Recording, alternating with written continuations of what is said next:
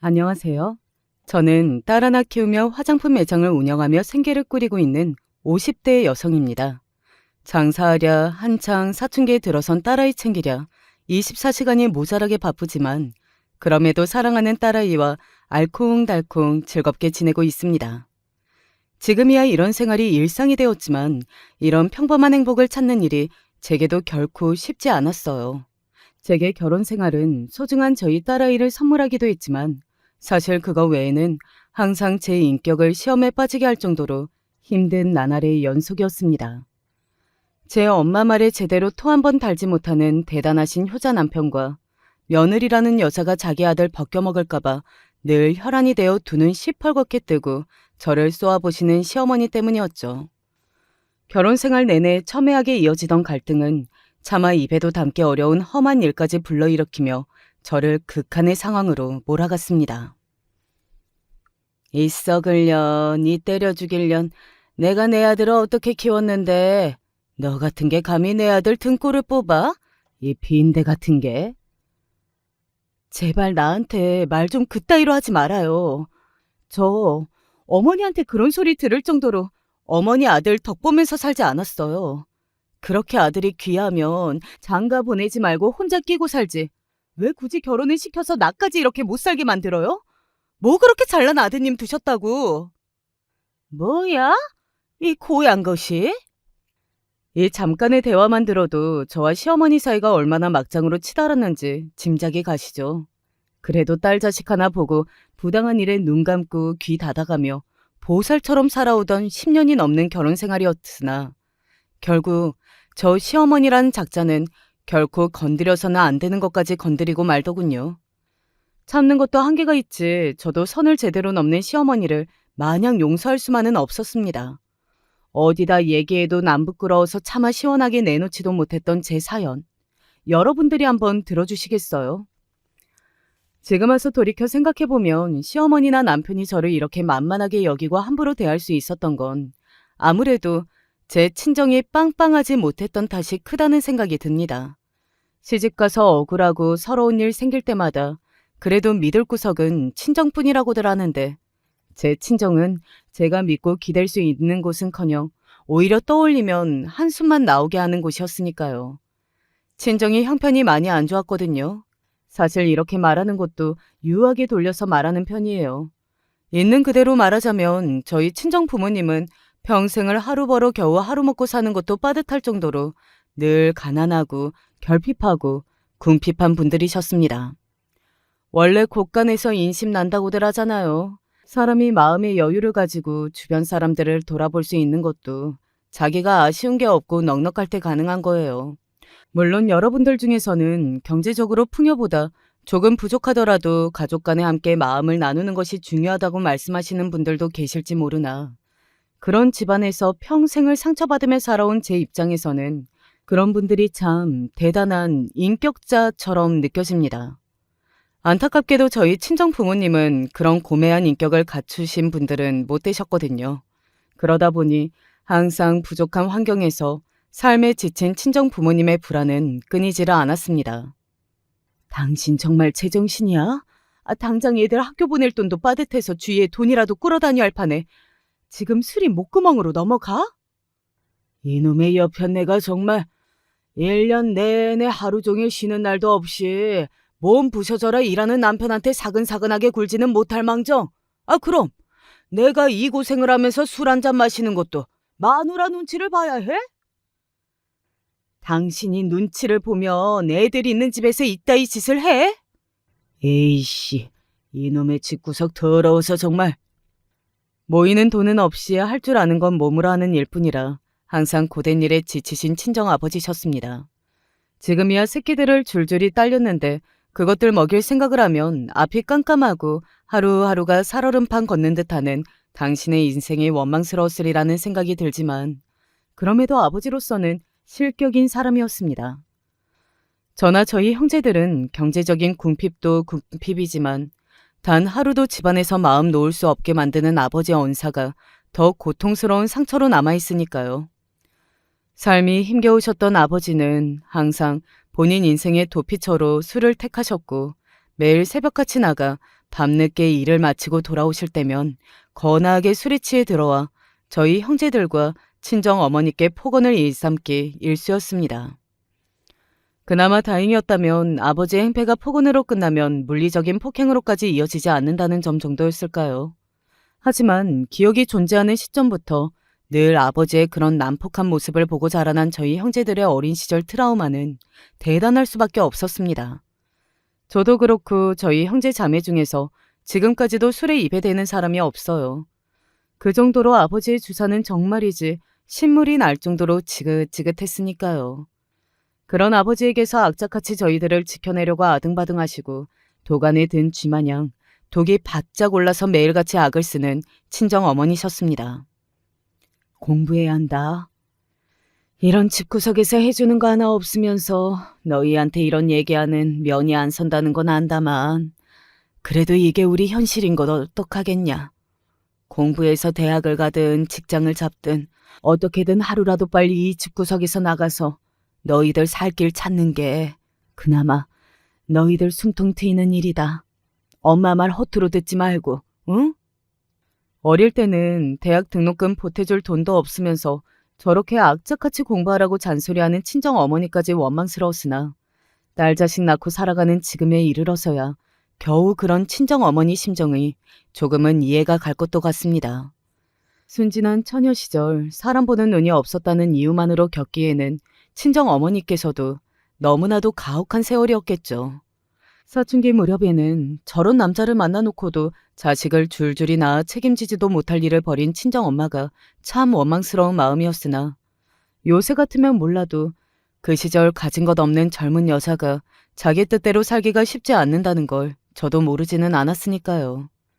하지만 그것도 다 자라 이제 나이가 먹어서야 간신히 이해를 하게 된 것이지 저 역시 사는 내내 정 한 톨이라고 없는 친정아버지는 물론이거니와 친정어머니에 대한 마음도 대단했습니다.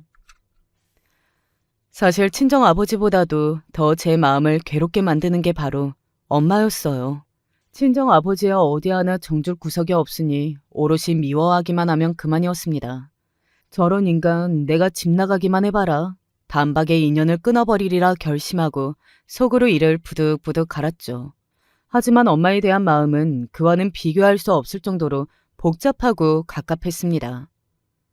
아이고, 자려면 제대로 누워 자지. 몸 상하게 책상 위에 엎어져서는. 거친 아버지 때문에 덩달아 우악스러워진 어머니는 자식들에게도 말을 상냥하고 다정하게 하시는 편은 아니었습니다.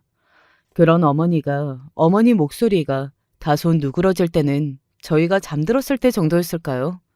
그날도 어떻게든 성적을 올려보겠다고 좁은 방구석에 놓인 책상 대신으로 쓰던 접이식 밥상에 책을 펼쳐놓고 밤늦게까지 공부하다 언제 잠든지도 모르게 엎어져 잠이 들었나 봅니다. 어머니 기척에 선잠에서 깬 저였지만 드물게 다정한 목소리를 내주시고 이불을 펴 제 어깨에 덮어주시며 도닥여주시는 손길을 조금이라도 더 받고 싶어 그저 자는 채 했던 밤이었죠. 에이구, 내가 내 새끼 다 축내는구나. 못난 어미란 뭐 하나 시원하게 해주지는 못하고 새끼들을 이리 고생만 시키고. 깨어있을 땐 늘상 고함을 치시던 서리빨 같은 기세는 다 어디로 가고 어머니의 물기 어린 목소리에 가슴이 찡했습니다. 무능한 남편 대신 아버지가 해줘야 할 몫까지 홀로 감내하느라 늘 인생이 고단하셨던 엄마이셨습니다. 나를 이렇게 힘든 환경에서 유년 시절 내내 상처 입게 만든 어머니에 대한 원망이 가시질 않으면서도 친정 엄마를 속 시원히 마냥 미워할 수 없었던 이유도 그 때문이었어요. 어린 마음에 엄마에 대한 원망을 달래기 힘들어 괴로워하면서도 원망하는 마음이 들었다는 사실만으로도 죄책감을 느껴야 했기에 더욱 힘들었습니다. 지금도 친정 엄마만 떠올리면 제 가슴속 응어리가 맺힌 감정의 찌꺼기부터 연민과 애정이 뒤범벅되어서 참 복잡한 마음이에요. 아마 저처럼 힘든 환경에서 자라신 분들이라면 제 이런 모순되고 복잡한 마음을 이해하실 수 있을 거예요. 원래 마냥 믿고 싫기만 한 사람보다 이런 감정을 감당하는 게 훨씬 괴로운 법이죠. 제가 오랫동안 결혼에 대해 부정적으로 생각하고 아이를 갖고 싶어 하지 않았던 이유도 바로 이런 점 때문이었습니다. 언제가 될지는 모르겠으나 만약 나에게도 자식이 생긴다면 결코 내 자식에게는 내가 내 어머니에게 느끼는 감정 같은 괴로운 일은 겪지 않게 해야 한다는 굳은 다짐을 하고 있었습니다. 그렇게 자식이 행복한 환경에서 유복하게 자라게 만들 수 있는 능력이 없다면 차라리 아이를 낳지 않는 게 맞다고 생각했으니까요. 고등학교만 간신히 졸업하고 곧장 취업을 핑계로 서둘러 친정을 떠난 어린 나이에도 이런 굳은 결심으로 가득 차 있던 저였습니다. 남들 한창 꾸미는 데 관심 있고 연애에 마음을 뺏긴 그 좋은 시절에도 한눈 팔지 않고 악착같이 돈 버는 일에만 청춘을 보낸 것도 이 같은 이유에서였죠. 수년이 흐른 후에 제 힘으로 열심히 번 돈을 가지고 방송대에 입학하여 꿈에 그리던 대학생활을 하게 되기는 했지만 그렇게 공부하라고 학창시절 내내 들들 볶아놓고도 대학 등록금은커녕 입학금 내줄 형편도 되지 않아 끝내 대학에 보내주지 않은 부모님에 대한 원망이 어마어마했습니다. 처음 집에서 독립하고 몇 년간은 거의 친정의 발걸음을 끊었다시피 할 정도였으니 말 다했죠. 그럼에도 불구하고 그 끔찍한 집구석에서 하루하루 살얼음판 걷는 생활을 하고 있을 동생들은 마음에 걸리더라고요. 제가 도무지 견딜 수 없어서 여건이 되자마자 박차고 나오기는 했으나 저 역시 위에 오빠와 언니가 저처럼 차례로 집을 떠날 때마다 부러운 마음과 함께 나도 데려가 줬으면 하고 속으로 몰래 원망하곤 했으니까요. 물론 머리로는 본인 입 하나 채우기도 빠듯한 형편인데 동생까지 달고 나간다는 게 말도 안 된다는 걸 알고 있었고 저 역시 손이 형제들과 비슷한 행보를 걷게 되며 그게 불가능한 일이라는 걸 알고 있었습니다. 하지만 형제 자매 중 중간에 낀 입장이라 그런지 제가 떠나고 나서 동생들 역시 저와 같은 막막한 심정을 느꼈으리라 생각하니 도저히 모르는 척할 수가 없더라고요. 이거 부모님한테는 말하지 말고 너희 꼭 필요한 일이 있을 때 비상금으로 써.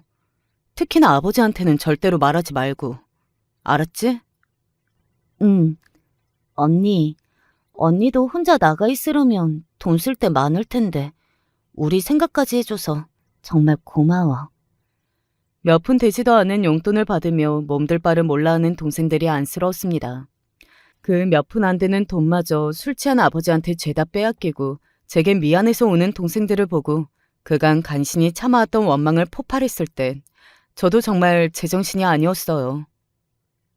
자식들 잘 먹여 살려도 모자랄 판에 집 떠난 딸이 동생들 걱정해서 쥐어준 그 푼돈까지 빼앗아가요? 그걸로 또 술을 사 마셔. 아버지가 그러고도 사람이야?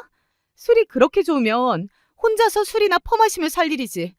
이럴 거면 도대체 자식은 뭐 한다고 낳았어? 이게 저 대가리 좀 굵었다고 어디 아버지 앞에서 감히 소리를 지르고 있어? 네 년 그만큼 커서 사람 구실하게 만들어준 게 누군데 이 배응만덕한 건. 평생 얼마 되지도 않는 돈 벌어오는 걸로 자식들 앞에서 그 유세를 떨어놓고 정작 그 돈으로 술이나 처먹고 다녔으면서 은혜는 무슨 은혜야. 나 당신 같은 인간 덕 보고 산 적 없어. 이 지긋지긋한 인연도 이제 끝이야. 오냐, 나도 너 같은 자식 새끼 둔 적 없다. 한 번도 아버지다운 아버지라고 생각해 본 적 없는 친정아버지와 인연을 끊은 날. 분노에 눈에 뒤집혀 고래고래 악을 써가며 패악을 부리는 저를 보고 친정어머니 표정이 망연자실해졌습니다. 그렇게 아버지와 지긋지긋하게 싸워가면서도 이 꼴만은 보지 않으려고 하셨을 테니 그럴만도 했겠죠. 하지만 저 역시 참을 만큼 참았습니다. 자식들이 이렇게 고통받는 걸 뻔히 알면서도 그래도 새끼들 아버지인데 하는 핑계를 대며 끝끝내 아버지가 갈라서지 않는 어머니까지 원망스러웠습니다. 지금이야 저도 결혼도 해보고 자식도 낳아봤으니 이혼이라는 게 결코 쉽지 않은 문제라는 건 알고 있습니다. 그때는 더 그랬을 터이니 오죽했겠습니까? 하지만 그럼에도 제 안에 차고 넘쳐 흐르는 분노는 제 주변 사방을 가리지 않고 찔러댔죠. 그런 저를 보며 처음으로 엄마가 제 앞에서 눈물을 보이며 말씀하셨습니다. 자영아, 이게 다 내 탓이다. 내가 덕이 부족해서 자식 새끼들 가슴에 피멍을 들게 하고 내가 죄인이다. 내가 죄인이야. 차라리 평소처럼 고함을 치며 이게 무슨 버르장머리냐며 호통을 쳤으면 제 속이 더 시원했을까요?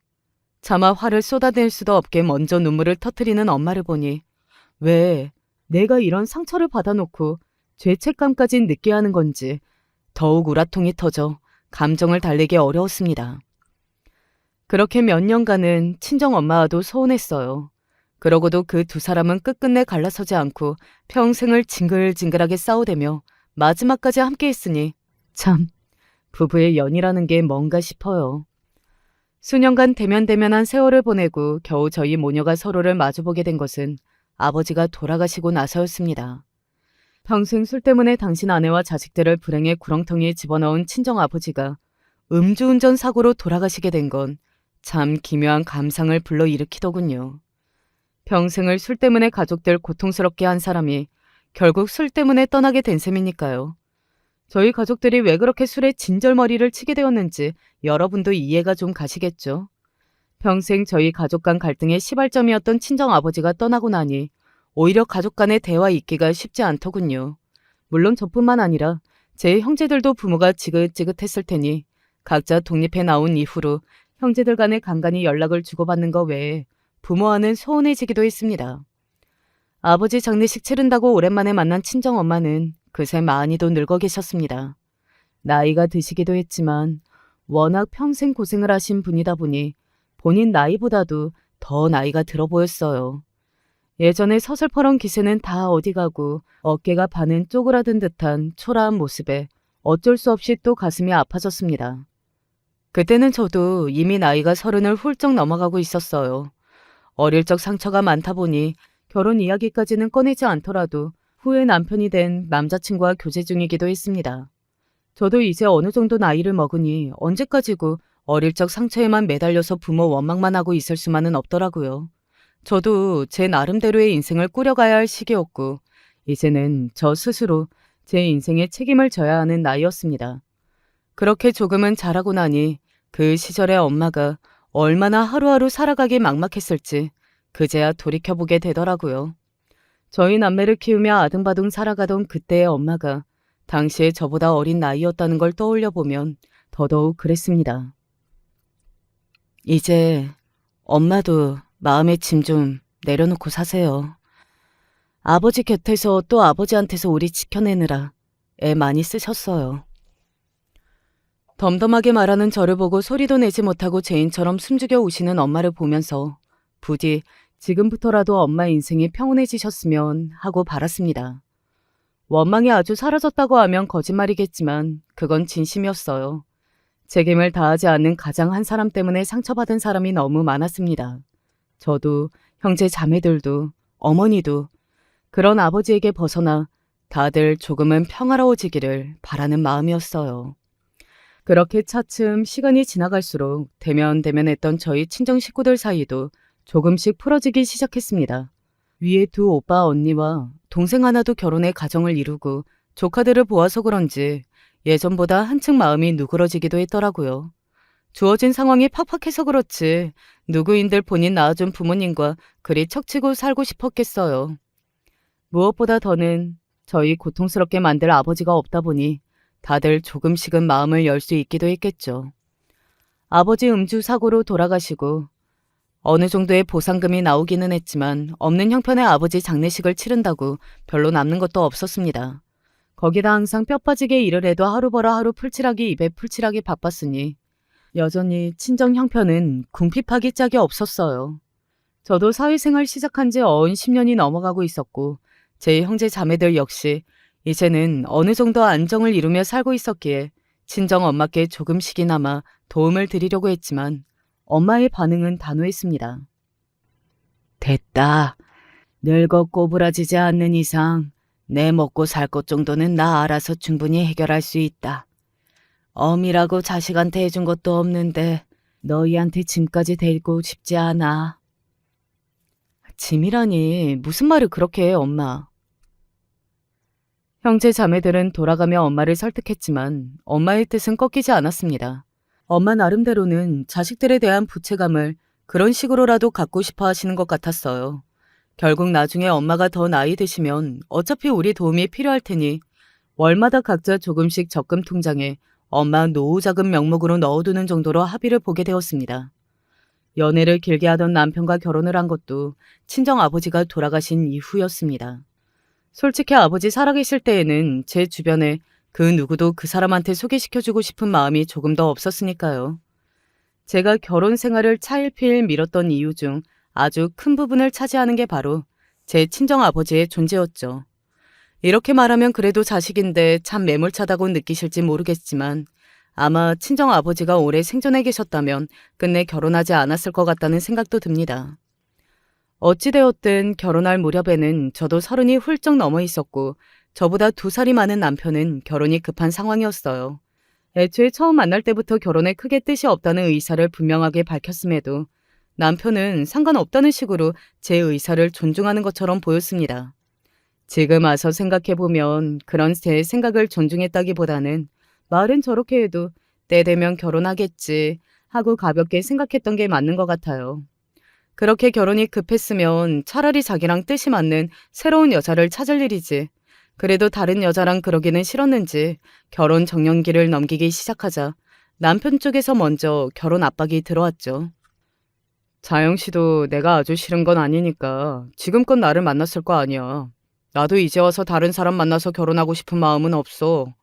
나 자영 씨한테 결혼했다고 뭐 대단한 거 요구할 생각도 없고 그냥 우리 2사람이 형편에 맞춰서 서로 의지하면서 살아가는 거 말고는 바라는 거 없어. 그때는 아버지가 돌아가시고 친정 엄마와도 조금씩 사이가 풀어져 가고 제 마음의 긴장의 끈도 느슨해져 가고 있었어요. 저 사람 말 맞다나 저 사람이 마음에 들지 않더라면 결혼도 하지 않고 연애를 이렇게 오래 하지도 않았을 거고 저야 결혼 생각이 중요하지 않다고 쳐도 저 사람 생각은 또 다르겠다는 마음도 들었습니다. 연애를 오래 할 때 요란하게 만나지는 않더라도 제게 크게 서운하게 한 적은 없는 남편이었어요. 이렇게 잔잔하게 서로 의지하고 살아가다 보면 나쁘지 않겠다는 생각이 들었습니다.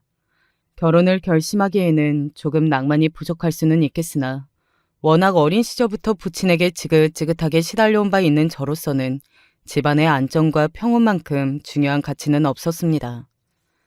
그렇게 늦은 나이에 남편과 부부의 연을 맺게 되었죠. 시어머니와의 사이는 처음부터 그다지 좋은 편은 아니었습니다. 뭐 하나 내세울 곳 없는 가난한 집안 출신의 며느리에 그렇게 남편과 오래 만나면서도 결혼 얘기에는 항상 소극적인 저였으니 처음에는 시댁 입장에서 제가 그리 예뻐 보이지 않을 수 있다는 것 정도는 이해를 했어요. 문제는 그런 저에 대한 불만에서 그치지 않고 시어머니의 자식 사랑이 아주 유별날 정도였다는 겁니다. 예, 석주야. 너 볼 때마다 왜 이렇게 살이 내려? 결혼하기 전에 내가 옆에 끼고 살 때는 얼굴에 반질반질 윤이 났는데 어째 장가를 갔으면 얼굴이 더 좋아져야지 갈수록 말라가. 제가 보기엔 별반 다를 것도 없는데 아들 축날까 싶어 안타까워 어쩔 줄 모르는 시어머니였습니다. 속으로 그런 생각이 들었다 한들 그걸 저 있는 데서 대놓고 말하는 건 저 들으라는 소리 아닙니까? 결혼 시작부터 며느리 타박하려 드는 시어머니 말이 곱게 들릴 리가 없었습니다. 너 살림은 제대로 하니? 그래도 혼자 오래 살았다고 하기에 음식은 좀 하나 싶었더니 아무리 맞벌이하고 일하러 나간다고 해도 이게 다 먹고 살자고 하는 짓인데 끼니는 제대로 챙겨야 한다. 알지? 그 끼니 챙기라는 말은 저희 부부 몸 안 상하게 잘 챙겨 먹으라는 소리가 아니라 당신 아들내미 잘 챙겨 먹이라는 뜻이었죠. 지금은 더 적성에 맞는 장사 일을 하지만 그때는 저도 회사에 다니고 있었어요. 저도 똑같이 밖에 나가 하루 종일 일하고 고단한 몸을 이끌고 퇴근하는 사람이었다는 말입니다. 한마디로 며느리에 대한 취급이 귀한 아들놈 밥 차려주는 식모 수준밖에 되질 않았습니다.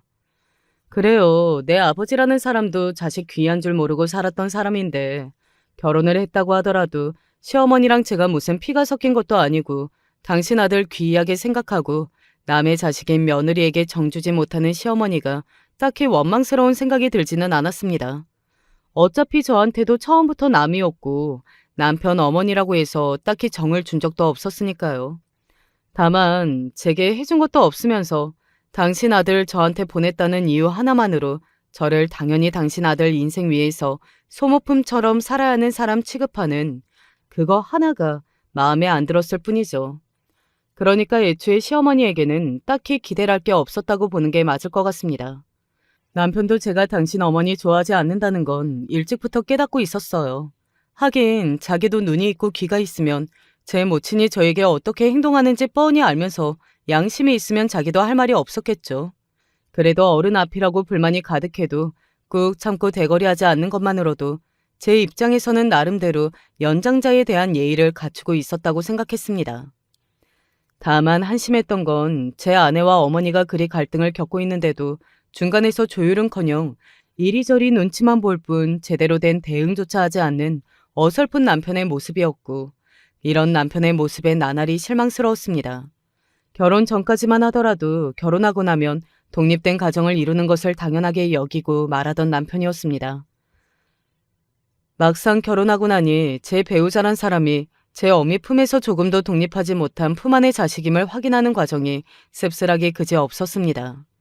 저희 딸인 주희가 태어나고 나서도 시어머니의 극진한 아들 사랑은 더 심해지면 심해졌지 결코 나아지지 않았습니다.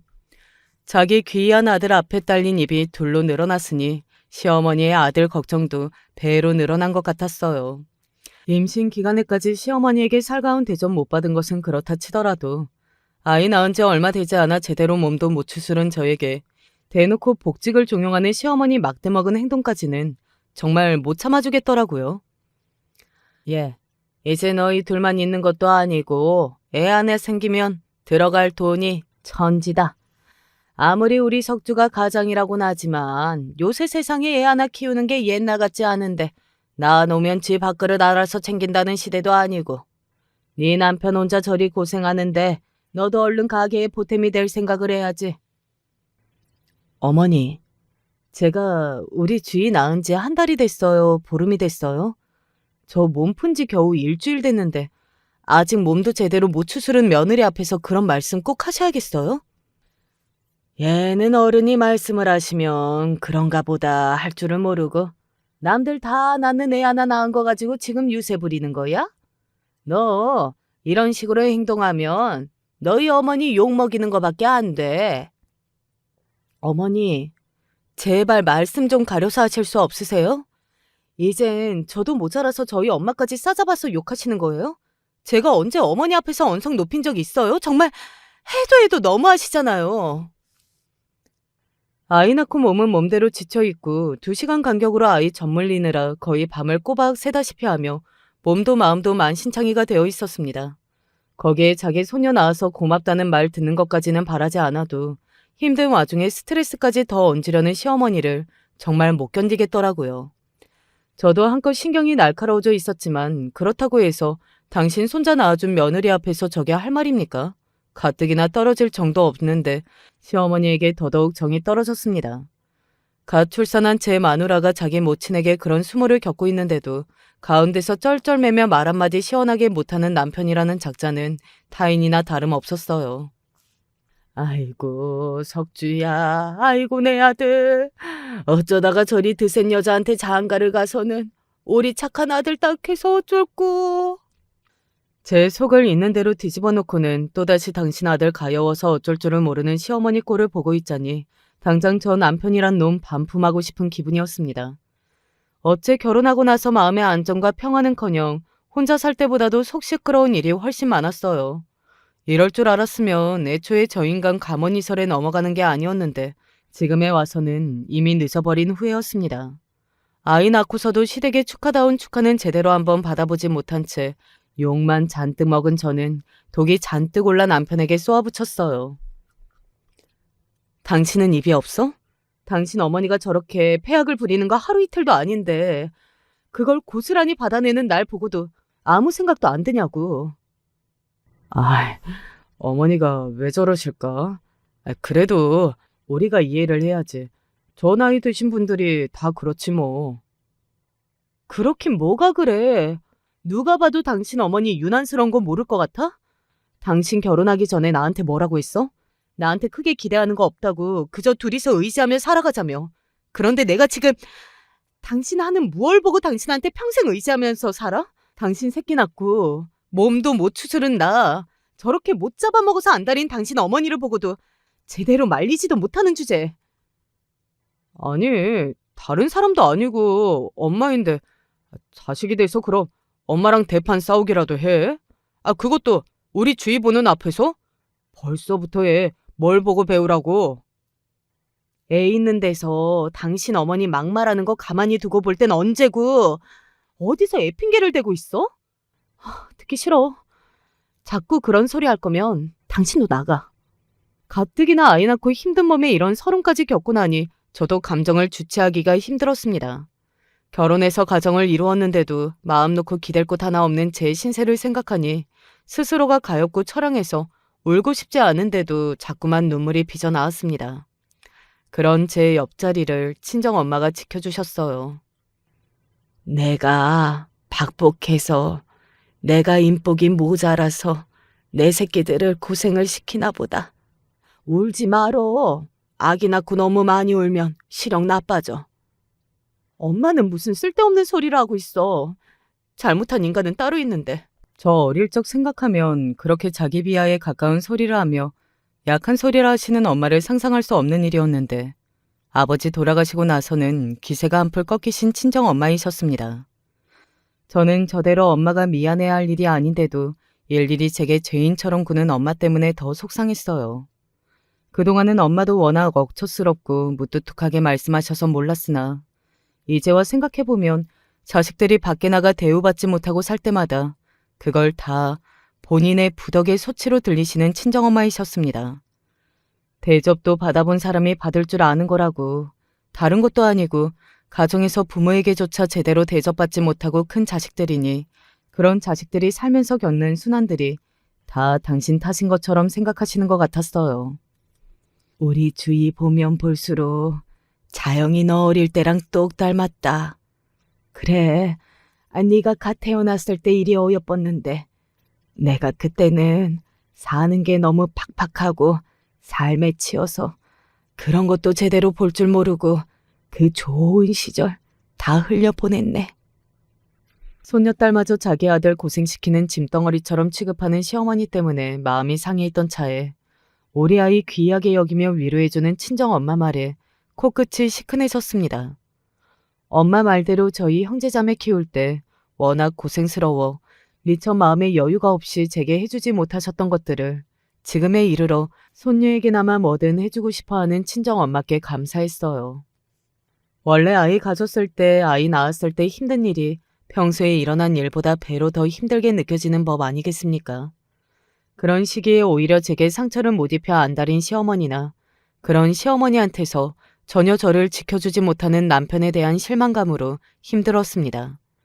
그 시기에 친정엄마께서 제 곁을 지켜주지 않으셨다면 훨씬 더 힘든 시간을 보내야 했을 겁니다.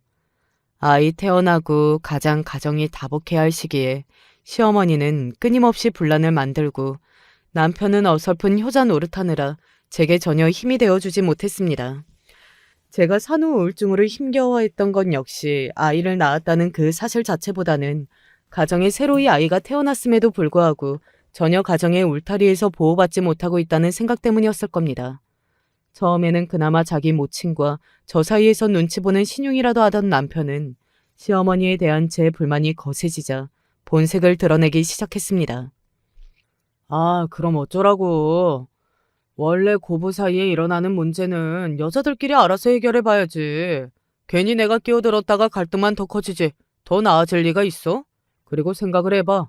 하나 있는 아들 평생 고생하면서 키우셨는데 며느리라고 들어온 여자가 살가운 데라고는 하나도 없어서 정도 못 붙이겠고. 우리 엄마도 오죽하면 그렇게 나오시겠어. 당신 친정에서 그렇게 당신한테 어릴 때 모질게 대했다면서. 당신 어머니하고는 잘만 지내더니 우리 엄마는 친엄마가 아니라 시어머니니까 그렇게 성질대로 막대해도 괜찮다. 이거야? 무슨 정신 나간 소리를 하는 거야. 나한테 막대하는 건 당신 어머니야. 처음부터 나 마음에 안 든다는 티를 그렇게 내놓고서는 나는 몰라도 하다못해 자기 손자를 낳아줬으면 최소한의 예의는 지켜야 할 거 아니야. 애 낳고 상처난 거 아물기도 전에 내 아들 등골 뽑아먹지 말고 나가서 일하라고 하는 사람한테 무슨 수로 정을 붙여. 내가 뭐 얼마나 대단한 사람이랑 결혼을 해서 당신 어머니한테 이런 대접을 감내하면서 살아야 하는 건데? 그리고 내가 그런 수모 당하고 있을 때마다 단 한 번도 제대로 된 버팀막 역할 못 해준 사람이 이제 와서 뭐가 어쩌고 어째? 당신 정말 말이면 단 줄 알아? 부부 사이는 날이 갈수록 극으로 치달았습니다. 남편에게는 처음부터 그저 결혼할 여자가 필요했을 뿐이었구나 하는 생각에 분했어요. 저를 정말 평생을 함께할 동반자라고 생각했다면 어떻게 제게 그런 식으로 굴 수가 있었겠습니까? 처음부터 저도 가정에 분란 만들기 싫어서 시어머니가 싫은 소리를 내도 남편이 제대로 된 대꾸를 하지 못해도 그저 참기만 했어요. 그게 현명한 방법이 아니라는 생각은 저도 하고 있었지만 워낙 저희 친정집이 어릴 때부터 시끄러운 집안 아니었습니까? 이유야 무엇이든 간에 집에서 큰 소리 나는 자체가 너무 지긋지긋했습니다. 그들이 잘하고 제가 잘못해서가 아니라 집안에 큰 소리 나는 게 너무 싫어서 그냥 넘어갔던 게 억울해서 미칠 지경이었어요. 어차피 지금 와서 이런 취급을 받을 것 같으면 속에 맺힌 거라도 없도록 하고 싶은 말 다 하면서 살 걸 싶었습니다. 어차피 남편이라는 인간도 저를 존중하고 대우하지 않은데 저라고 그래야 할 이유가 있나 싶었어요. 그러던 와중에 엄마가 사고를 당하셨다는 소식에 어찌나 놀랐는지 모릅니다. 헐레벌떡 연락을 받고 도착한 병원 응급실에서 다리에 커다란 부목을 대고 있는 엄마를 보고 정말이지 소스라치게 놀랐습니다. 아이고, 뭐 큰일이라고 주위까지 들쳐업고 여길 와. 그럼 오지 않아? 엄마, 괜찮아? 별일 아니야. 아버지 벌이가 시원치 않았고 그나마도 술 마신다고 번 돈을 가져다 쓰기 일쑤였으니 어머니는 평생을 허리 한번 제대로 피지 못하고 일을 하셔야 했습니다. 저희 어릴 때부터 하시던 청소 일을 그때까지도 계속하고 계셨죠. 이제 나이가 드시고 무릎이니 허리니 어디 한 군데 성한 곳이 없어 형제 자매들끼리 입을 모아 이제 좀 쉬시라는 말씀을 드리기도 수차례였으나 아버지 돌아가신 이후에 본인 생계는 본인이 책임지겠다며 딱 잘라 말씀하신 이후로 결코 저희 형제자매에게 손을 벌리려 하지 않는 엄마이셨습니다. 그날 사고도 늘 하시던 계단 청소 일을 하다가 미처 엄마가 청소하고 있는 줄 모르고 급히 안에서 누군가 문을 여는 바람에 문에 부딪힌 엄마가 계단에서 굴러 떨어지면서 생긴 낙상 사고였습니다. 그러니까 이제 청소 일 좀 그만하시라니까. 그래요. 이참에 일 좀 정리하세요. 정리하긴 무슨. 나 아직 쓸만하다. 사람이 움직일 수 있을 때는 자기 힘으로 일해서 먹고 벌어먹고 사는 게 당연한 거야. 형제들 성화에도 엄마 태도에는 변함이 없으셨죠. 하지만 당장 몸을 저렇게 다치셨는데 일을 나가는 것은 청부당만 부당한 일이었습니다. 결국 이렇게 다치고 나서야 평생 처음으로 휴식이라는 걸 취하게 된 엄마이셨어요. 저희들 다 시집장가 보내고 이제 집안 재산 축내는 아버지도 없고 청소 일에서 버신 돈은 고스란히 엄마 몫이었습니다. 하지만 그렇게 일하신 지 얼마 되지도 않았을 뿐더러 그동안 워낙 모아놓은 게 없다 보니 그것도 얼마 되지 않았어요. 저희 형제 자매끼리 엄마 위에 모아둔 돈은 엄마 병원비며 이것저것 들어갈 때가 많아 남는 것도 없더라고요. 당장 엄마 생계가 걱정이었습니다. 결국 저희 형제 자매들끼리 모여서 작당을 했어요. 십시일반으로 모아서 목돈 용돈으로 들여봤자 어차피 안 받으실 거니 무작위로 엄마 몸보신이라 하라는 핑계로 따로 조금씩 돈을 보내드리면 설마 그것까지 거절하시지는 못하실 거라는 계산이었죠. 그래도 자식이 5이다 보니 10만 원씩만 보태도 50만 원이 훌쩍 모이더라고요. 물론 크지 않은 돈이기는 했습니다만 그것보다 더 드렸다가는 정말로 난리를 피우실 엄마라는 걸 알기에 일단 급한 불이라도 끄실 수 있도록 해드리자는 생각이었죠. 그렇게 생각날 때마다 돌아가면서 달마다 10만 원씩 엄마한테 붙이기 시작했습니다. 물론 처음엔 그것도 쉽게 받으려 들지 않으신 친정 엄마이셨어요. 그런 엄마를 보며 제가 소리를 버럭 질렀습니다. 자식이 엄마 맛있는 것 좀 사드리라고 돈 10만 원 보내는 것도 이렇게 눈치를 봐야 해? 엄마, 정말 딸 자식 이렇게 구차하게 만들 거야? 내가 뭐 돈 1,000만 원을 보냈어, 100만 원을 보냈어. 요새 10만 원 가지고 밖에 나가서 장 보면 별로 살 것도 없어. 겨우 이것 가지고 뭐라고 하지 마요. 다들 제대로 입을 맞춰놓은 통에 이번만큼은 엄마 고집이 통하지 않았습니다. 고작 자식들한테 월 10만 원씩 받는 걸로도 송구하기 짝이 없다는 표정의 엄마이셨어요. 저희도 자라면서 받는 게 익숙하지 않은 공공한 생활을 했지만 엄마 역시 평생을 그렇게 살아온 사람이 아닙니까? 이래서 받는 것도 받아본 사람이 할 줄 아는 거지. 평생 받아본 적 없는 사람한테는 진심으로 고마우면서 받는 것도 연습이 필요한 일이더라고요. 그래도 그런 자식들 생각해서 더는 물리지 않는 엄마를 보니 다행이라는 생각을 했습니다. 일이 터진 건 그렇게 친정 엄마에게 달마다 10만 원씩 붙여드린 지 반년도 되지 않을 때였어요. 우리 주위가 아직 돌무렵이라 제 육아 휴직도 끝나지 않은 시점에서였습니다. 워낙 냉랭한 고부지간이다 보니 가급적이면 시댁 방문하는 일이나 함께 있을 일을 만들지 않는 저였지만 그렇다고 조부모님 제사까지 빠지는 건 도리가 아니니까요. 물론 제가 도리 지킨다고 그 집안에서 좋은 소리 들을 일은 없었으나 그렇다고 저들하고 똑같은 인간으로 싸잡히기는 싫어서 제 할도리는 피하지 않고 다 했습니다. 허리 펼 시간이 없이 전 부치고 제사 음식 만들으나 녹초가 된 와중에 친정엄마한테서 전화가 왔어요. 그날 시댁으로 나서기 전에 엄마에게 맛있는 거 사드시라며 돈을 붙여드리고 온 것을 이제 확인하신 모양이었습니다. 얼마 되지도 않은 돈인데 확인하고 나면 꼭 이렇게 전화를 주시는 엄마이셨어요. 이참에 잠깐 허리라도 펴야겠다 싶어 온몸에 풍기는 기름 냄새에 속이 메스꺼려 베란다로 나갔습니다. 엄마, 왜? 왜긴 우리 딸 용돈 준 거 고마워서 전화했지. 그거 뭐 얼마나 된다고. 용돈이라고 하기도 민망스럽다. 무슨 소리야. 우리 딸 새끼 키우기도 빠듯할 텐데 어미까지 챙기느라 정말 고생이 많아. 월 10만 원 용돈 드리는 것 치고 인사가 너무 거창한 거 아니야? 나 민망하다 엄마. 민망하긴. 내가 부모 복 남편 복은 없어도 자식 복은 있는가 보다. 그래. 엄마가 그렇게 말해주니 딸내미 힘이 나네. 나 전부치다 나와서 다시 들어가 볼게요. 그렇게 엄마와의 통화를 훈훈하게 마치고 돌아서다가 그만 기절할 뻔했습니다. 언제부터 서 있었는지 제 뒤에 시어머니가 바짝 붙어서 서서는 저와 저희 친정엄마 전화를 고스란히 엿듣고 있었던 게 아니었겠습니까? 저도 모르게 놀라서 비명을 질렀어요. 어머니, 지금 여기서 뭐 하세요? 뭐 해? 니년이 지금 내 아들 돈을 친정에 다 빼돌려놓고 어디서 나한테 소리를 지르고 있어? 지금 무슨 소리를 하고 계시는 거예요? 너, 네 엄마한테 용돈 줬다며? 그것도 다달이. 돈 한 푼 안 벌어오는 년이 내 아들 뼈 빠지게 일해온 돈을 지 친정에다 갖다 붙여? 이래서 거지 같은 집구석이랑은 연을 맺는 게 아니었는데. 어머니 정말 미치셨어요? 당장 사과하세요. 사과? 사과는 니년이 해야지. 그러더니 번쩍 눈앞에서 불꽃이 튀었습니다. 네, 저 시모라는 정신 나간 여자가 감히 제게 손찌검을 한 거였어요. 아무리 개차반 같은 아버지 밑에서 자랐어도 태어나서 뺨을 맞은 건 그때가 처음이었습니다. 너무 놀라서 손이 벌벌 떨렸어요. 그런 저를 보며 정말 정신 나간 여자처럼 시모가 발광을 하기 시작했습니다. 이 미친년, 이 염치도 없는 년. 내 아들한테 빨대 꽂고 기생하는 것도 모자라서 내 아들 고생해서 벌어온 돈을 지 엄마한테까지 갖다 바쳐?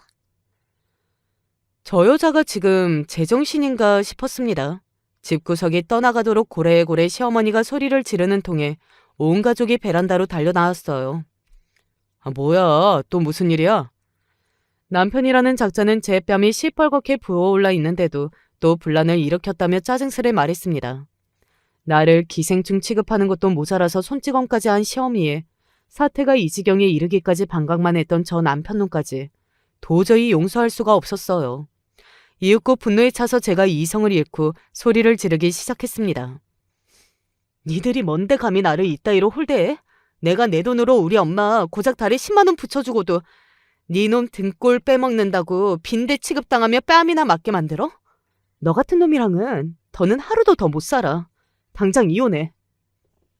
놈도 놈 어미도 단 한순간도 눈을 마주치고 싶지 않았습니다.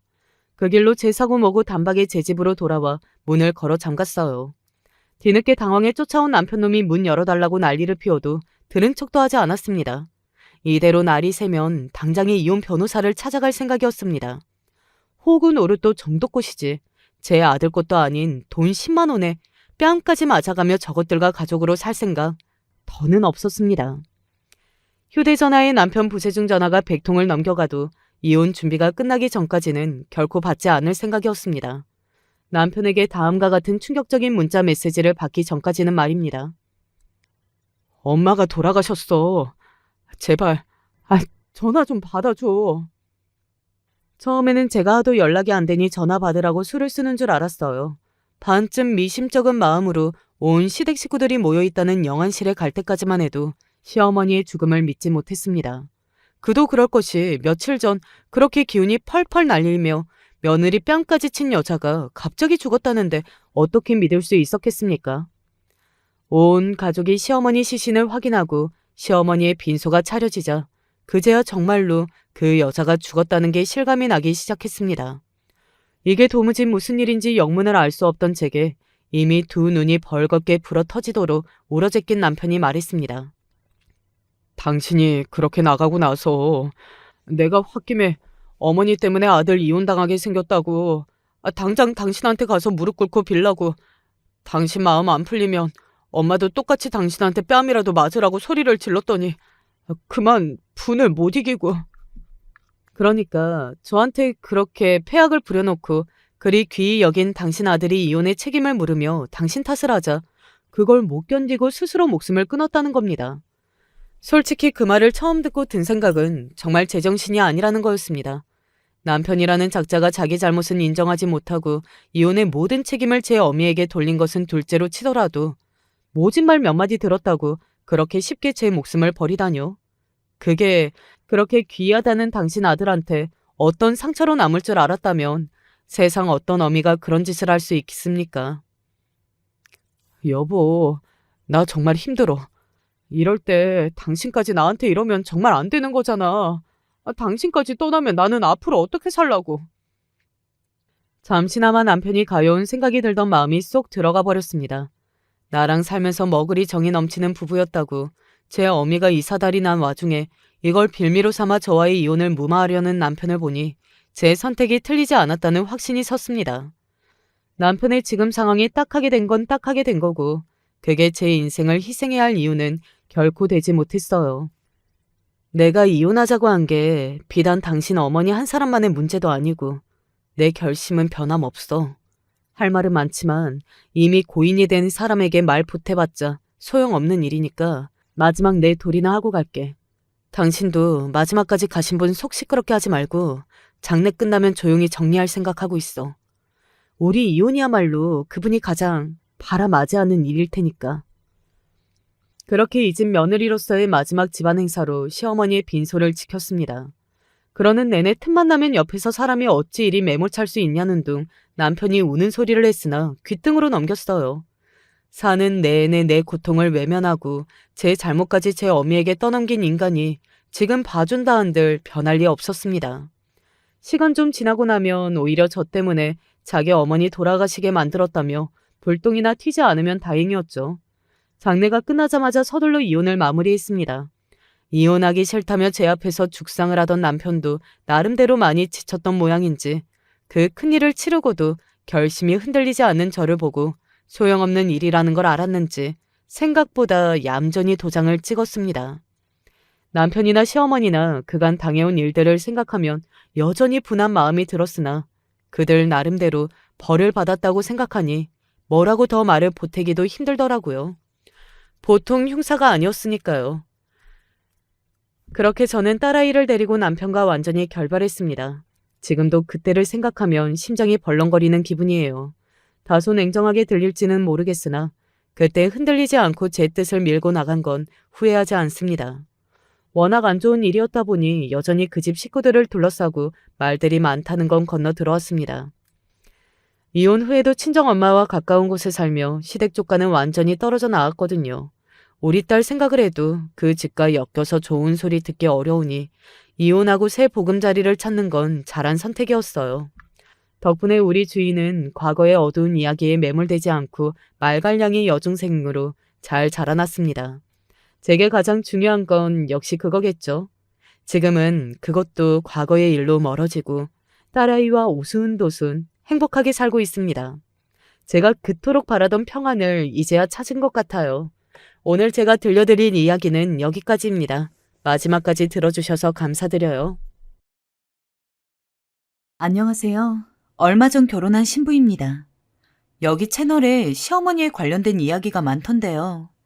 저희 시어머니도 과히 뒤처지지 않는 분 같아 속 이야기도 해볼 겸 익명으로 사연을 보내봅니다. 놀라실지 모르겠지만 저와 남편은 고등학교 시절부터 10년이 넘게 사귄 커플이에요.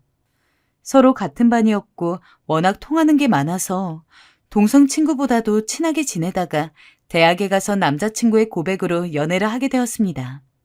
마침 또 대학교도 같은 대학교여가지고 같은 학과는 아닐지언정 캠퍼스 커플로 한 번도 싸우지 않고 무척이나 사이좋게 연애했죠. 서로가 첫 남자친구, 첫 여자친구였던지라 저희는 모든 행동들이 전부 서로 하는 게 처음이었습니다. 그런 특별함이 쌓이고 쌓이다 보니 언제부턴가는 남자친구나 저나 상대방이 아니면 안 될 것 같다고 생각을 하게 되더라고요. 게다가 사귀면서 서로 부모님들도 정말 자주 찾아뵙습니다. 물론 그때야 정식으로 결혼을 이야기한 것은 아니었지만 아무래도 오래 사귀다 보니까 그만큼 상대방 가족을 볼 일도 꽤나 생기더라고요. 남자친구네 부모님이 저를 먼저 궁금해하기도 했고 저희 부모님 쪽에서도 너는 대체 누구를 만나길래 그렇게 오랜 시간 동안 한 명이랑만 사귀는 거야? 라면서 궁금하다고 저한테 남자친구를 데려와 보라고 한 적도 있습니다. 덕분에 저희는 사실상 결혼 이야기가 나오지 않던 때에도 거의 예비 사위, 예비 며느리처럼 대접을 받고는 했죠. 우리 지 수환이랑은 언제 결혼할 거야? 때 되면 가야죠. 이런 대화를 예비 시어머니와 했을 정도였으니까요. 그러다가 올해 초에 남자친구에게 프로포즈를 받았습니다. 저도 남자친구를 향한 마음이 굳건했기에 기꺼이 남자친구의 프로포즈를 받아들였고요. 그러고 서로 부모님들끼리 상견례를 하고 올해 10월에 결혼을 하기로 약속을 한 뒤 결혼식을 준비하느라 무척이나 바쁘게 지냈습니다. 서로 직장 생활을 하면서 결혼 준비를 한다는 게 말처럼 쉽지는 않더라고요. 자기야, 생각보다 정신이 없네. 직장 생활하면서 준비하니까 시간이 더 촉박하게 느껴진다. 그러게 말이야. 그래도 어머님이 도와주신다고 하니까 너무 다행이야. 우리 엄마가? 응, 시어머니가 얼마나 날 도와주시는데 오늘도 고생한다고 아침에 커피 쿠폰 보내주셨어. 네, 그래도 저희의 결혼을 준비하는 것만큼 힘들어도 기뻤고 기대가 또 되었던 건 무엇보다도 예비 시어머니가 무척이나 잘 대해주셨기 때문이에요. 이런 말하면 이상할지 모르겠지만 저에게 시어머니는 시월드의 독살스런 시어머니가 아니거든요. 며느리에게 잔정을 주시는 다정하고 온화하신 시어머니시죠. 시어머니는 저와 남자친구가 연애를 할 당시에도 저한테 엄청 잘해주셨어요. 솔직히 처음에는 남자친구가 여자 한 명만 오래 만난다는 게 조금 걱정스럽기도 하시다고 했는데 막상 저를 보고 나니까 왜 아들이 그렇게 저랑 오래 연애를 하는지 알 것 같다는 이야기를 하시더라고요. 그간 내가 괜한 걱정을 했네. 아마 나라도 지희 널 계속 점치고 두고 있었을 게다. 아들, 지희한테 잘해야 한다. 이런 며느리 없어. 알지? 알겠어요. 엄마도 참. 이러다 지희 팬 되겠네. 착한 며느리병이 있다 하죠.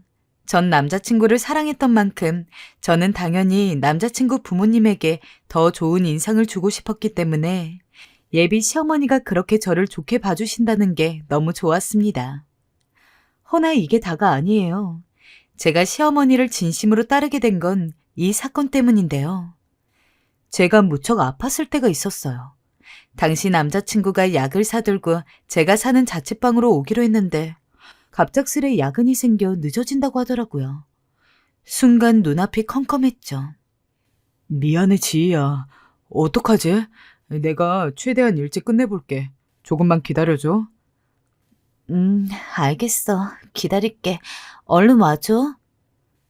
남자친구 말고는 딱히 도움을 청할 데도 없어서 일단 너무 아파 이를 꽉 악물고 견디고 있었어요. 그런데 그때 올 사람이 없는데 초인종이 울리더라고요. 처음엔 잘못 눌렀나 해서 가만히 누워만 있었는데 띵동 띵동 하는 초인종 소리가 계속되자 결국 아픈 몸을 이끌고 나가게 되었어요. 그런데 나가보니 걱정스러운 얼굴을 하고 있는 예비 시어머니가 있는 거예요.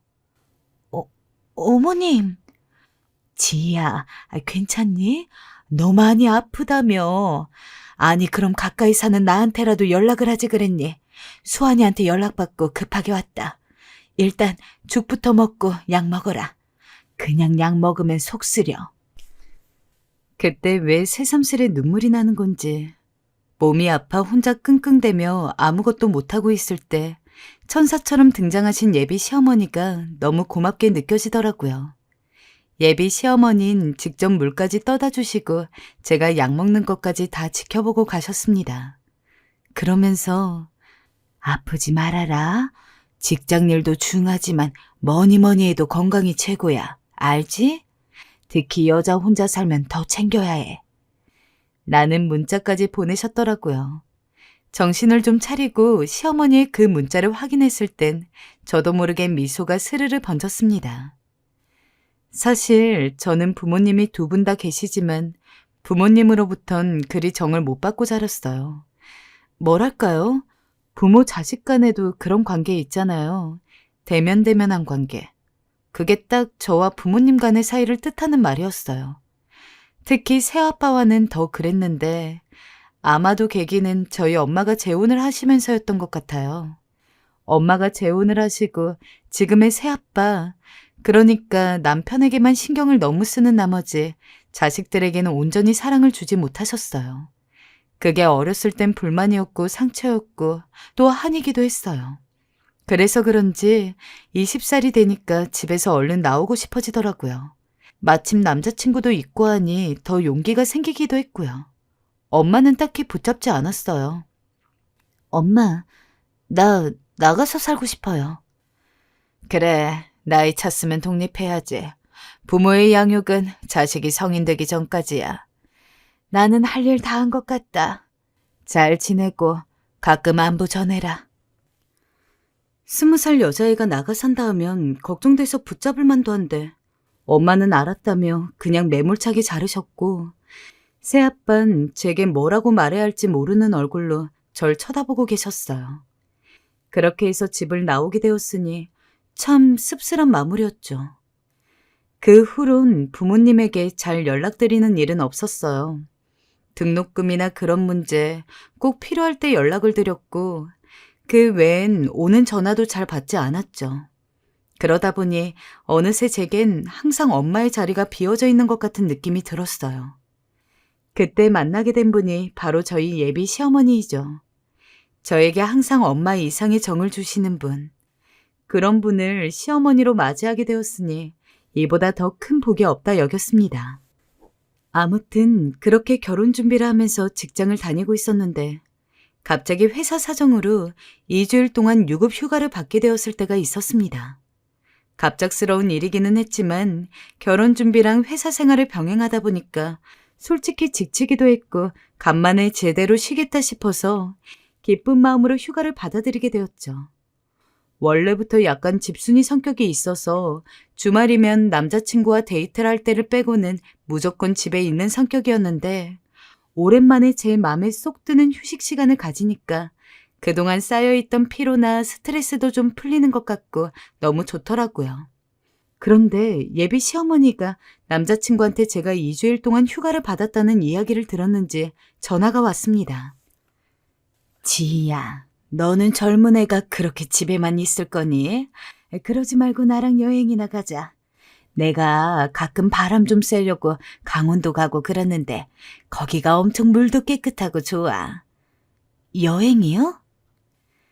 사실 여행을 그렇게 즐기는 편도 아니었지만 시어머니 부탁이니 거절할 수가 없었어요. 그래서 저는 남자친구에게 말을 하고 3박 4일 정도 시간을 내어 예비 시어머니와 단둘이 강원도로 여행을 가게 되었습니다.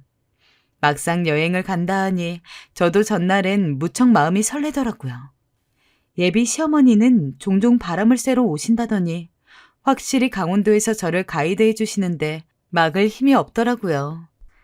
여기가 맛집이네, 저기로 가면 예쁜 것들을 많이 파네 하면서 저를 이곳저곳 데려가시는데 정말 시어머니가 맛집이라고 한 곳은 음식 맛이 전부 예술이었고 예쁜 걸 판다는 곳들은 확실히 서울에서는 쉽게 찾아볼 수 없는 것들을 팔고 있어서 보는 것도 즐거웠습니다. 솔직히 여행을 오기 전까지는 조금 귀찮다는 마음도 있었는데 막상 오고 나니까 예비 시어머니가 그렇게 여행을 제의해 준 게 너무 고맙고 그렇더라고요. 서울에서는 쉽게 보기 힘든 바다도 원 없이 실컷 보고 바닷물에 발도 살짝 담가보고 그 넓은 경치를 보면서 신선하게 썬 회까지 먹는데 간만에 마음이 탁 트이는 기분이었습니다. 어때? 막상 오니까 재밌었지? 네, 어머님, 너무 즐거웠어요. 어머님은 어떻게 이런 곳을 다 알고 계셔요? 바람 쐬러 종종 온다니까.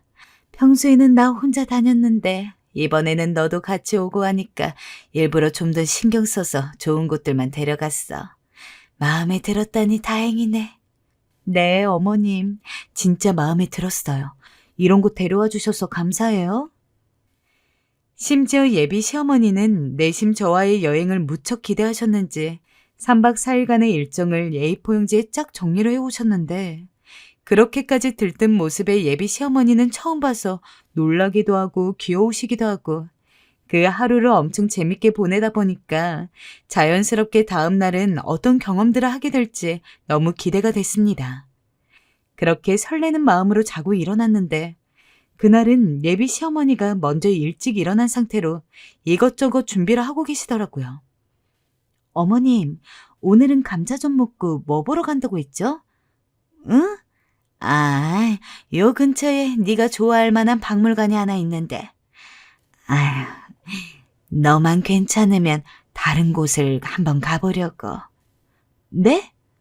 어디요? 강원랜드. 보니까 여기서 그렇게 안 멀더라고. 재미로 한번 가보면 좋지 않겠어? 강원랜드요? 거기 도박하고 그러는 데 아니에요? 재미로 하는 거지, 재미로. 시어머니가 들뜬 얼굴로 말씀하시는데 솔직히 저는 그렇게 내키지가 않았습니다. 원래부터 약간 성격상 도박에는 아예 관심이 없어서 그냥 가족들끼리 재미로 치거나 인터넷에서 사이버머니 걸고 하는 게임 고스톱 같은 것도 한 번도 안 해봤거든요. 근데 강원랜드는 워낙 말이 많잖아요. 예전에 제가 인터넷을 보다가 강원랜드에 관련된 이야기를 봤는데 그 근처에서 전당포를 하는 사람이 실제로 쓴 글이었습니다. 전당포에 물건을 맡기고 돈 빌려가는 사람 중에서 도박 중독에 찌들어가지고 퀭한 눈을 하지 않은 사람이 한 명도 없다고. 게다가 강원랜드 근처에 먼지가 쌓인 승용차들이 엄청 많은데 그 차 주인들이 다 강원랜드에 도박을 하러 온 사람들이고 그 중에서는 극단적인 선택을 한 사람도 많아서 먼지가 쌓인 차 보닛에 살아서 돌아가라는 글씨가 적혀 있기도 하다고. 너무너무 무서운 이야기들이었어요. 물론 제가 직접 본 광경은 아니기에 어느 정도 거짓이 보태졌을 수도 있겠지만 원래 도박이라는 게 잘못 발을 들이면 한 사람이 패가망신하고도 남잖아요. 솔직히 그냥 재미로 가는 거라고는 해도 괜히 갔다가 맛이라도 들면 큰일 날 것 같은데 예비 시어머니는 이미 저와 강원랜드에 놀러 갈 생각에 엄청 신나 있는 느낌이었습니다. 그래서 제가 조심스레 먼저 말을 하게 됐어요. 어머님, TV에서 워낙 안 좋은 이야기들을 많이 봐서 그런지 별로 내키지가 않아서요. 오늘 일정도 있는데 꼭 박물관 아니어도 되니까 강원랜드 말고 어머님이 가고 싶은데 가는 게 어때요? 아유, 애는 어쩜 이렇게 간이 작아. 뭐 어때? 그냥 구경만 좀 하자는 건데. 그리고 10만 원씩만 쓰면은 아무런 문제도 없고 괜찮을 거야. 강원도까지 왔는데 그런 곳은 한번 좀 가봐야 되지 않겠어? 이런 것도 인생인데. 예비 시어머니는 한 번도 전에 못 보던 표정으로 적극적으로 저에게 강원랜드에 놀러 가자고 이야기를 하며 열변을 토했습니다. 그렇게까지 가고 싶어 하시고 10만 원밖에 안 쓴다고 하는데 그걸 가지고 계속 제가 말리기도 참 그렇더라고요. 결국 그러면 정말 10만 원만 쓰고 돌아가는 거예요? 라고 한 다음에 예비 시어머니와 함께 강원랜드로 향했어요. 가는 내내 저는 표정이 별로 안 좋고 시어머니만 신나셨죠. 그렇게 강원랜드에 도착을 했는데 제 생각보다는 훨씬 깔끔하고 크기도 했지만 여전히 썩 마음이 내키지는 않았습니다. 그런 제 손을 잡고 시어머니가 얼른 들어가자며 강원랜드 안에 발을 들이는데 사람이 엄청 많더라고요. 저한테는 완전 별세계였습니다. 어벙한 표정으로 이곳저곳 구경만 하고 있는 저를 시어머니가 붙잡은 뒤에 여기저기 데리고 다니는데 처음 오는 사람치고 너무 내부를 능숙하게 알고 계시더라고요. 어머님 강원랜드 처음 오시는 거 아니었어요? 아, 내가 실은 예전에 강원도에 친구랑 둘이 온 적이 있었는데 그때 친구 따라서 1시간 정도 놀다 간 적이 있어. 나도 잘 몰라. 게임도 모르고. 그냥 재미로 하는 거지 뭐. 뭐 한두 번 노는 거야 도박 중독이라고 볼 수 없다는 걸 알기 때문에 그냥 그러시냐고 하고서 저는 다시금 눈만 대굴대굴 굴리며 눈치를 보고 있었습니다. 하는 방법은커녕 게임 이름도 하나 몰라서 더 재미가 없었어요. 게다가 가끔 주변을 보다 보면 정말 인터넷에서 봤던 얘기처럼 어딘가 눈빛이 퀭한 사람들도 보여서 좀 무서웠거든요. 하지만 시어머니는 그런 건 눈에 들어오지도 않는지 거의 저랑 왔다는 건 까먹으신 것처럼 강원랜드 안에서 홀로 재밌게 게임을 즐기기 시작했습니다. 저는 시어머니 곁에서 떨어지지 않은 채로 시어머니가 하고 있는 게임을 구경하는 일이 전부였죠.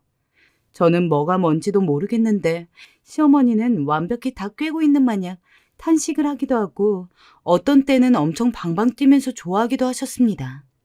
그런데 갑자기 예비 시어머니가 제 팔을 딱 잡더니 어머, 나 50만 원 땄어. 이러면서 자기가 하고 있는 것 좀 보라며 저를 이끌었습니다. 저도 너무 대단하시다는 식으로 이야기하면서 축하드리고 싶었지만 솔직히 게임 방법도 뭣도 모르는 상황에서 멀뚱멀뚱 보고 있을 수밖에 없더라고요. 이게 뭔지를 알아야 정말 대박 났다고 하면서 같이 신날 텐데 그때 시어머니가 제 손을 잡더니 그러시더군요. 아유, 근데 지희 너는 여기까지 와서 게임도 한번 안 해보려고 그래?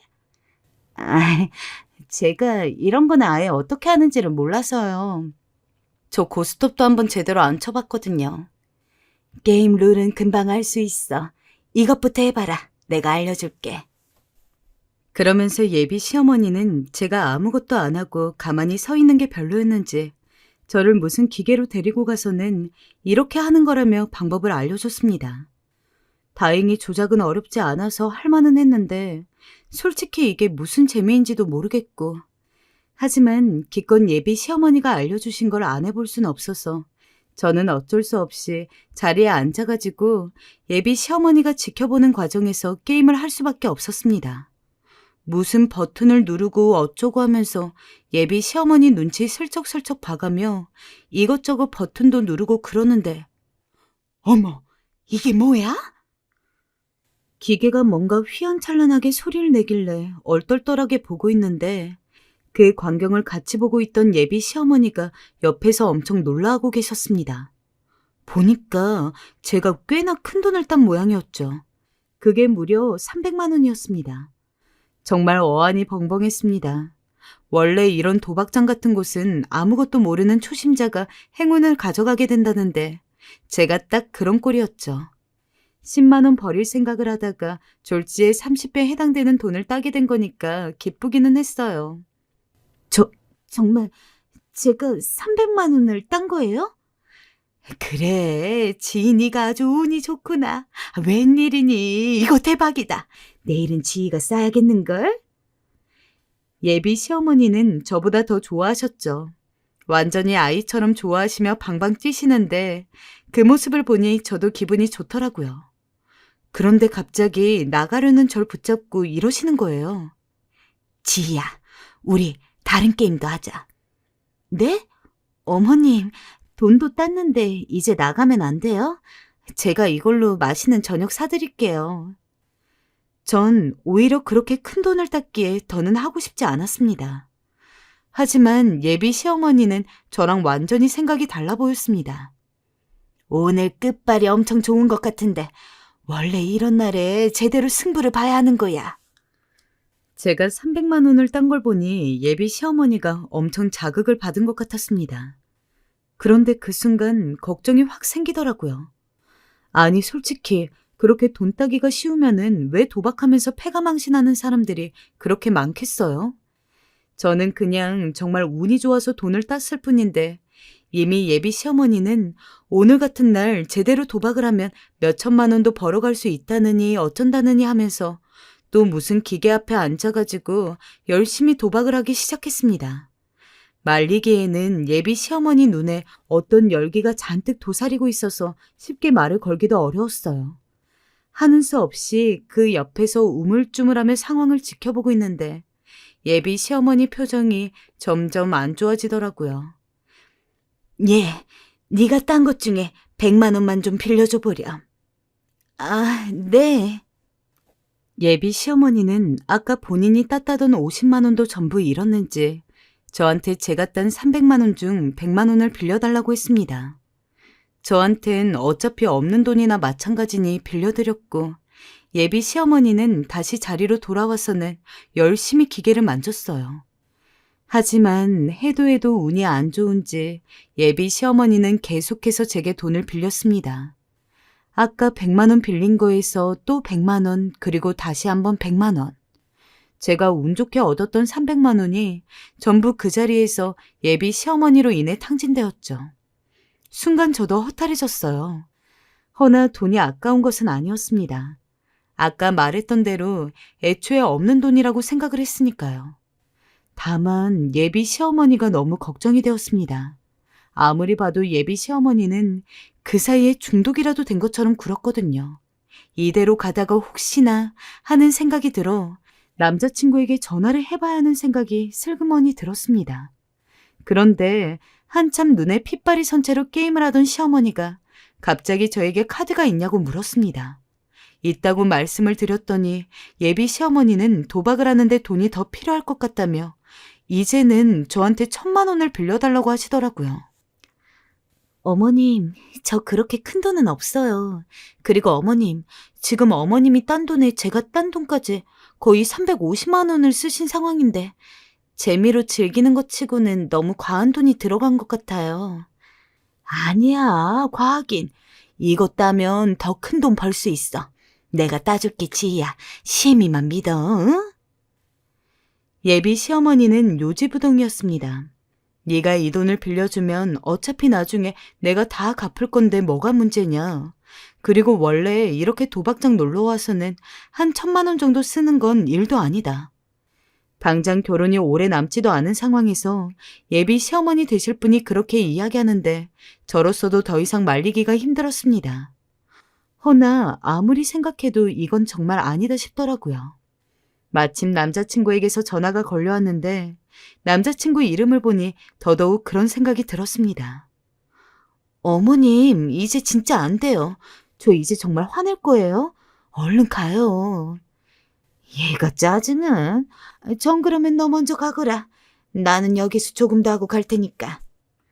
예비 시어머니는 기어이 돈을 빌려서라도 하겠다는 기세로 밖에 나가 친구분에게 돈을 빌리려 하시더군요. 도대체 얼마나 더 쓰고 가시려고. 여행 와서 이게 무슨 날벼락인지 제 돈을 잃은 것도 잃은 거지만 예비 시어머니가 너무 걱정이 됐습니다. 그래서 아예 기계 앞에 제대로 자리를 잡아서 한탕 해보려는 듯 구는 시어머니를 억지로 끌고 나갔어요. 시어머니는 저한테 무슨 짓거리냐며 고래고래 소리를 지르는데 쪽팔릴 시간도 없었습니다. 그냥 한시라도 빨리 예비 시어머니를 이곳 강원랜드에서 멀어지게 해야겠다고 생각을 했거든요. 그런데 저한테 억지로 끌려나간 시어머니는 잃은 돈도 미처 제대로 복구도 못했는데 거기서 나와버리면 어떡해? 너 때문에 다 망했다. 다 망했어. 라며 온갖 타박을 하기 시작했어요. 예, 너 그 돈 빌려주는 게 그리 아깝니? 응? 1,000만 원 들고 튈까봐 걱정이라도 된 거야? 어차피 우리 한 식구 아니니. 넌 식구한테 뭐 그리 돈을 아끼고 자빠져 있니? 이 나쁜 거사. 저는 놀랄 수밖에 없었어요. 예비 시어머니는 원래 저한테 나쁜 말이라고는 한 번도 안 하신 무척 천사 같은 분이었습니다. 그리고 평소 성품 자체가 우아하신 분이라 저는 내심 시어머니는 욕 같은 걸 전혀 모르고 살았을 거라고 생각했는데 차를 탄 뒤 제 옆에서 온갖 쌍욕을 하는 시어머니가 정말 낯설더라고요. 무엇보다 친어머니 이상의 분이라 믿었기에 그 충격이 더 컸습니다. 내게 죽을 퍼주고 약까지 떠먹여 주신 분이 어떻게 이럴 수가 있는 건지 새삼 망치로 머리를 한 대 맞은 것 같았습니다. 일단 해명은 해야 할 것 같아 더듬거리는 목소리로 설명했어요. 어머니, 제가 돈이 아까워서 그런 것보다 어머님이 걱정돼서 그런 거예요. 너무 빠지신 것 같아서요. 됐다. 내 인생은 내가 알아서 해. 그거 잃는다고 내 돈 잃지 뭐 네 돈 잃니? 이 나쁜 것. 하여튼 결혼을 말렸어야 하는데 너같이 속 좁은 며느리를 우리 집에 식구로 들이다니 내가 미쳤구나. 미쳤어. 아휴, 정말 내 돈 어떡해. 어떡하냐고. 계속되는 예비 시어머니의 막말 행진에 저는 정신을 차릴 수가 없었습니다. 내가 지금 도대체 무슨 말을 듣고 있는 건지, 왜 이런 욕짓거리를 먹고 있는 건지, 그러더니 시어머니는 급기야 이런 말까지 하시더군요. 우리 아들과 오래 만나서 내가 그냥 좋게 보려 했다. 너가 부모한테 사랑도 못 받고 자랐다 하길래 내가 좀 챙겨주려 했어. 근데 넌 은혜를 이런 식으로 갚니? 응? 정말 기가 찼습니다. 뭐라 할 말이 없더라고요. 그런데 그렇게 한참 욕을 하던 시어머니는 강원랜드에서 꽤 멀어지고 나서야 조금 정신이 돌아오셨는지 이번 일은 우리 집에는 비밀이다. 알았지? 시어머니와 며느리로서의 약속이야. 라며 입단속도 시키더라고요. 처음에는 서울로 돌아가자마자 남자친구한테 이야기를 하려고 했어요. 근데 아무래도 이 이야기가 귀에 들어가면 남자친구가 시어머니랑 한바탕을 할 것 같더군요. 그러면 그 화살이 누구에게로 올까요? 저에게로 오겠죠. 거기다 시어머님 불안했는지 하루 건너 계속 저에게 확인 전화까지 하더라고요. 그래서 어쩔 수 없이 갈등이 되기는 했으나 저는 결국 아무런 말 하지 않기로 결정을 했습니다. 하지만 그 이후로 서울로 돌아온 뒤 예비 시어머니는 묘하게 사람이 달라졌습니다. 평소에 저랑 자주 연락을 하기는 했지만 늘 다정한 대화였어요. 오늘 점심은 먹었는지 저녁은 먹었는지 이런 것들만 묻고 가끔 데이트하자면서 커피 한 잔 마시자고 이야기하는 것이 전부였는데 강원랜드에 다녀온 뒤로 예비 시어머니는 이전처럼 저에게 연락을 하기는 했지만 연락하는 내용 자체가 아예 변했습니다. 내 계좌로 50만 원만 입금을 해줄 수 있니? 네? 50만 원을요? 내가 급하게 지금 돈을 쓸 때가 생겨서 말이야. 전에 빙판길에 한번 엎어졌잖니. 그 이후로 글쎄 계속 허리가 아프더구나. 그래서 이번에 한의원에서 약을 지었는데 그게 우리 애 아빠 몰래 한 거라.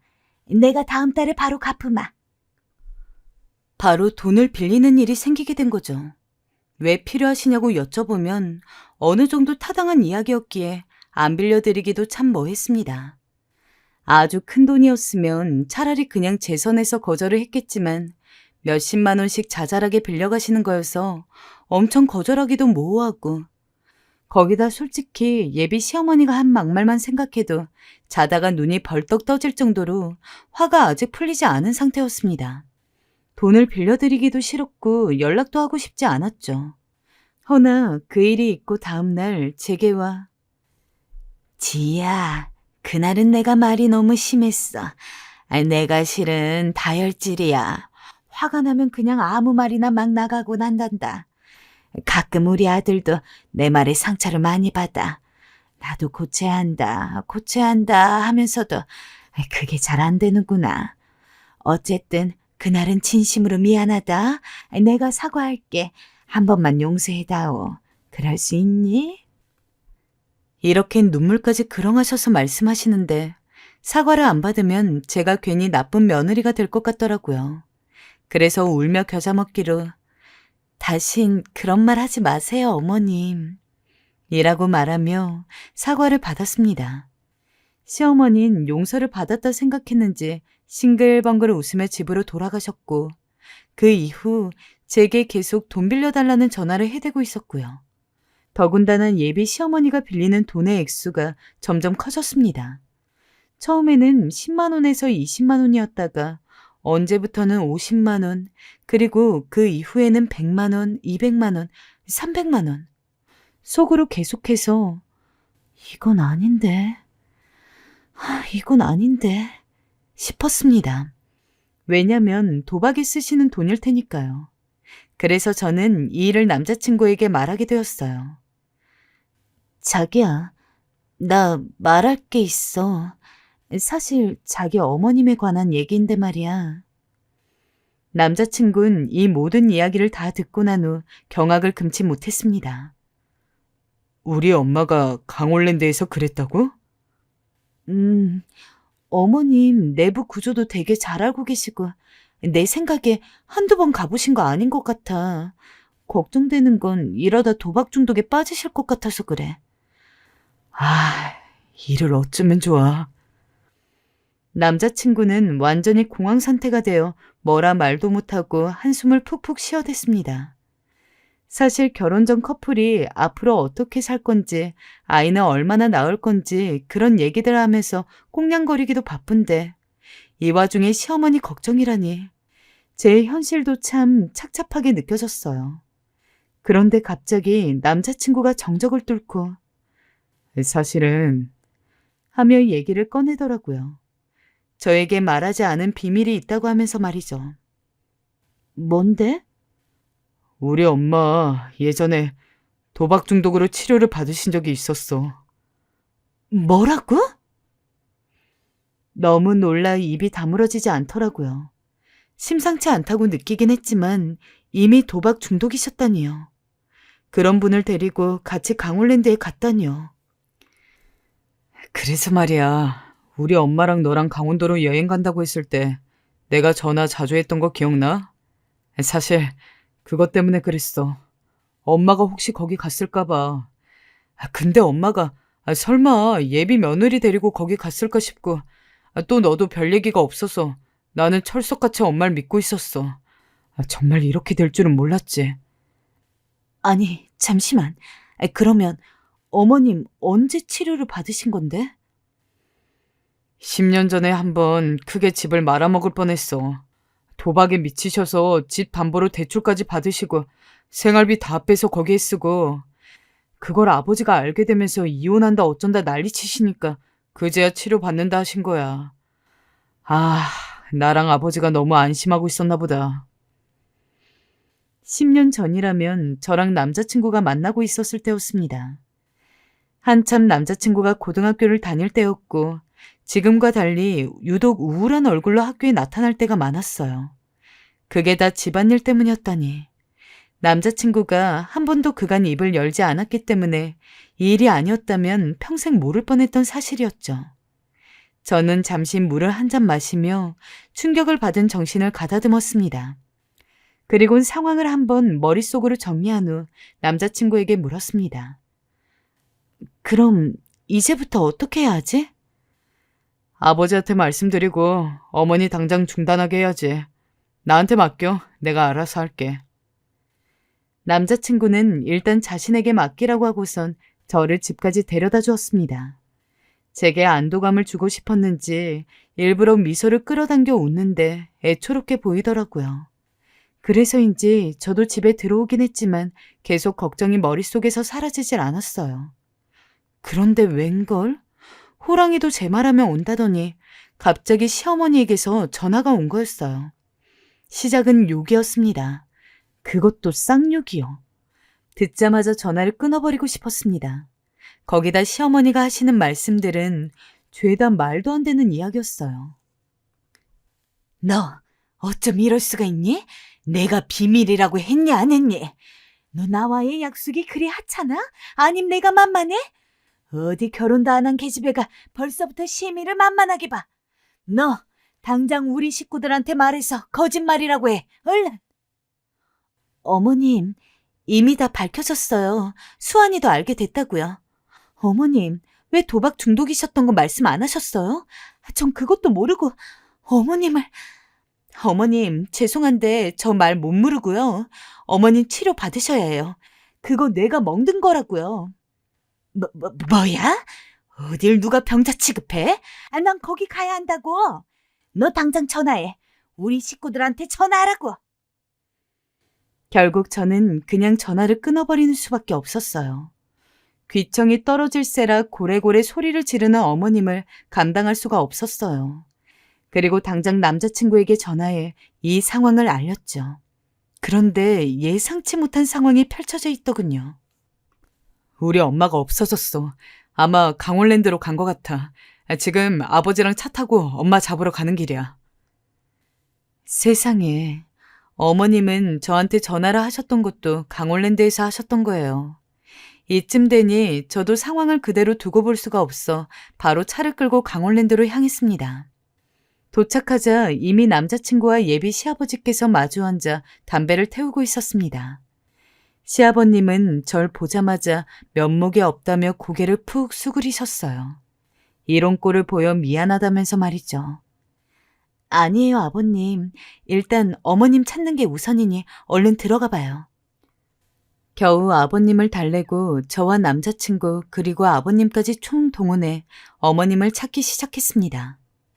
너무 내부가 커서 어머님을 찾는 게 힘들긴 했지만 땀을 뻘뻘 흘리며 찾으니 제 눈에 낯익은 뒷모습이 하나 밟히더라고요. 바로 어머님이었어요. 어머님은 또 이글거리는 눈빛으로 게임기를 쳐다보고 계셨고 전 돈을 집어넣으려는 어머님의 손목을 낚아채 끌고 나와버렸습니다. 얘, 너 손 안 나? 얘, 너 안 나? 이 손 안 나? 미쳤니? 시어머니는 제게 갖은 욕설을 다 했지만 저는 아랑곳 않고 남자친구에게 전화해 어머님이 여기 계시다고 알려드렸어요.